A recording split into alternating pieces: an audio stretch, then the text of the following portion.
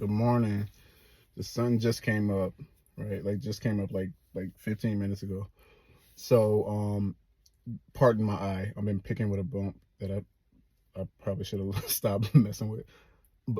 Yeah, I wanted to share my one of my favorite parts of the Bible, my favorite verses in the Bible. It comes from Mark chapter 9 verses 14 through 29. This man has a son. His son is demon possessed, right? So he brings his son to Jesus, which is like the best thing that a parent can do, right? Bring your child to the deliverer, right? But first he brings him to the disciples, because the disciples were working miracles at the time. So he brings the son to the disciples, but the disciples can't exorcise this demon, right? They can't heal the son. So the man has reason for doubt, right? So now he brings his son to Jesus, right? And he said, and he wants Jesus to, to deliver his son. He says, "Have mercy on me, help us if you can." And Jesus replied, "What do you mean if I can? Anything is possible if you believe." And then the man says one of my favorite lines of all time in the Bible. He says, "I do believe, but help my unbelief." And that is so good. I don't even got time to go into it, but what he's saying is I have faith, I do, but I have my doubts. He's asking Jesus to help him with his doubts, right? And just I love the man's boldness, just to be so bold, to be in front of the deliverer, right? The one who can do everything that you're asking him for, the one who can work out everything, and you're bold enough to say, to be honest and say that you have your doubts, right? And he had reason to, but he was in front of Jesus face to face, and said, and was honest about his doubts, and he said, "Yeah, I got my doubts, but help my doubts." This man, he unlocks something for us, that about faith and doubt, that we don't always I don't think we always are taught, or that we don't understand, because some people think you should have only faith and no doubt. And this man shows us something. The reason I love it so much is that he shows us something about faith and doubt, is that have faith. You have to have faith, right? Because that's what's going to get it done. But you can still have your doubts. So the faith gives Jesus something to work with, right? The doubt, and if you offer it to him, and you're honest about it, then the doubt is something that Jesus can work on. So the faith gives him something to work with, and the doubt, and you offer him your doubts, it gives him something to work on. Either way, Jesus is working, right? So Jesus' response to the man was, he didn't even say he didn't even respond in words. He just worked the miracle. And that unlocks a key for us, to understand that we can have our faith and our doubts. That's human, that's natural. You're gonna have your doubts, but you can't just have doubt, right? You can't have faith and doubt and just let it be. Do something with that doubt. Offer it to Jesus and say, "I believe you can do it, but I have my doubts, so work on my doubts." And Jesus, the result was Jesus worked the miracle. He healed the man's son. There's another story in the Bible that's not like, it's one of my favorites too, because of this woman's response. So it was a woman, similar situation, a woman Gentile woman, whose daughter was possessed. She was demon possessed, and she traveled. She didn't bring her daughter to Jesus, but she traveled to get her to meet with Jesus, to ask him to get her to heal her daughter, right? So and she meets up with Jesus, and Jesus, he ignores her at first, right? And I believe it wasn't because he was being cruel or anything like that. I believe it was to get the woman to express her faith, right? To see where her faith was. So he ignores her. She's almost the same words. She said, "Have mercy on me," and asks for her daughter to be healed. And Jesus doesn't respond. And then when he does respond, he says, "It's not right for me to take the bread that's meant for the children and give it to the dogs." He's not being cruel. He's not calling her a dog. Jesus was sent to the children of Israel. That's what he's referring to, and he's referring to Gentiles. There were later on, Jesus would reach out to the Gentiles through his apostles and through Paul and everything. But I'm not gonna get all into that. It's deeper. It's so much deeper. But he's not being cruel. I'm like I said, I think he's trying to extract her faith, see where her faith is for this miracle. So the woman saying that, she said that's true. You don't take bread from your children and give it to the dogs. That's true. But even the dogs can eat from the crumbs, and that's my that like that got to be top three of my favorite lines in the Bible. Like these two are like the top, like in my top three or they up there, like they're up there. But she said even the dogs can eat the crumbs. So what she's showing is she has humility first, and she's not offended, because she said, I'll be a dog, I'll be whatever I gotta be, I'll be lowly, I'll be low, I'll be a dog for my child. If you know a mother's love, a mother gonna do whatever she got to do for her child. So she accepted humility. She was like, I have no pride in this, I have no ego, I'll be whatever I got to be. But she also shows like tremendous faith, right? Crazy faith, and she didn't even show a hint of doubt. She said even the dogs can eat from the crumbs. And what she's saying is, you don't even got to give me a lot, but give me a little bit, and that little bit that you give me will be enough to heal my daughter. And that's crazy. That is crazy. And Jesus even said it. Jesus had to admit it. He broke character in the moment. He said, woman, your faith is great. And he worked, and the miracle, he said, what she asked for was done. Her daughter was healed. So even Jesus acknowledged that her big faith.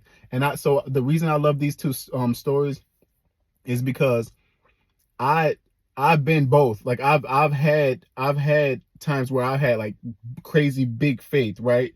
Not a shadow of doubt. But a lot of times I've been the other guy. Like I've been the man with the son, and I've had doubts. And I'm so glad that is in the Bible, because it shows what to do with those doubts. That I can still get what I need from the Lord. I can still get a miracle work. I can still get Him to move in my life with my little bitty faith and with my doubts, as long as I know what to do with those doubts, right? And that's why I'm so glad both these stories are in the Bible, because it shows us different times and different seasons in our lives we'll be the great faith woman, and then sometimes we'll be the little faith but doubts, and He shows us what to do with those. So I love that. And Jesus even said this, that if we have faith the size of a mustard seed, we can move mountains, right? That means a little. We only need a little bit. And a lot of people, I think they misunderstand this. Maybe it's because it's not really taught as it's not taught full scope, and it's not taught with clarity. That you have to have doubt, and you have to have faith and no doubt, and that is true. That Jesus does say that. He does say, have faith and don't doubt, and you can move mountains, right? But he also shows that we can't have our doubts. And we don't even need big faith. Some people in the Bible had faith like that. They had huge faith. The woman with the issue of blood, she was another one that had just crazy huge faith. Sometimes we get to like desperate times in our lives where we don't have a choice. We didn't try everything else. It doesn't work, and this is our only hope. We have to have that huge faith. And the woman, she touched the hem of Jesus's garment, and she was made whole. Jesus told her after he asked her who touched him, Jesus told her that your faith has healed you. You had faith for that you had that big faith to get healed, and your faith. He didn't even say I did. He said you came to me with crazy big faith, and your faith is what made you whole. But he also tells us that we need all we need is a faith the size of a mustard seed, right? So I've been mustard seed faith. I've been crazy big faith. And I'm glad that that we can see in the Bible examples that we don't have to always be faith on 1,000. I don't this got to be a 2-part message because I'm almost at 10 minutes and they're gonna cut me off. Um, but we don't have to have faith on 1,000 all the time. That's not realistic. Not for me, at least. Some people have a gift of faith. Believe it or not, they actually do have faith. On unbelievable faith, like constantly. That's actually a gift. But I'm not like I'm not I don't have that. Like I'm not always like that. I believe there's times in my life where I believe strongly, right? And then there's times in my life where I only got that little bit and I got my doubts, but I know what to do in my doubts. Be honest about those, offer those to the Lord and ask him to work on them, right? And he'll do it. He'll work on them. So I want to give y'all those like references that I mentioned, all those references. So the story of the man with the son, the demon possessed son, that's in Mark chapter 9 verse 14 through 29. And the story or when Jesus says the story of the woman with the demon possessed daughter, that's in Matthew chapter 15 verse 21 through 28. And when Jesus says have faith and don't doubt, that's in Matthew chapter 21 verse 21. And Matthew chapter 17 verse 20 is when Jesus mentions the faith of a mustard seed, right? So yeah, go like throughout this week, go check that out, or like make that some of your reading, like include that into your reading, just so you have like a reference. I think it's good reading anyway. It's just good stuff, and hopefully it encourages your faith, and hopefully it lightens your doubts. Maybe it lightens the pressure of trying to have pretentious faith or fake faith, right? Because that's not going to get you anywhere. Having fake faith doesn't, pretending to always be on faith. Oh yeah, I believe it all the time, and yeah, like that's not real. So it's not going to get you. It's not authentic, right? And it's not going to get you anywhere. It's not going to get you results. Not with Jesus. We see that it takes genuine, great faith if you're going to have that, or it takes genuine honesty about your doubts, right? And mustard seed faith. So I hope that encourages you. I hope that enlightens you somehow. And throughout the week, I hope you do do some of that. Go through and read some of that, and now right? Now you have now you have context. And understanding. That's what I meant to say. Now you have understanding. I did a message where I think it was pregnant with purpose. I did a message where I mentioned one of my favorite Bible teachers. He the way he explains faith and doubt is you can have faith and doubt, but doubt can't be in the driver's seat, right? They can ride in the same car, but doubt can't drive. And I think that's a great analogy, right? Have the way I explain it is like this. I go further into that in that analogy. Have faith, have doubt, right? But doubt is in the passenger seat. Faith has to always drive, right? So that means do whatever you're gonna do, scared, or nervous, doubtful. Whatever God is calling you to do, whatever you believe in God for, step out on faith, even if it means you're still doubtful, you're still fearful. Then as you go along, as you travel along and you go along like that with faith in the driver's seat, doubt in the passenger seat, eventually doubt will move to the back seat.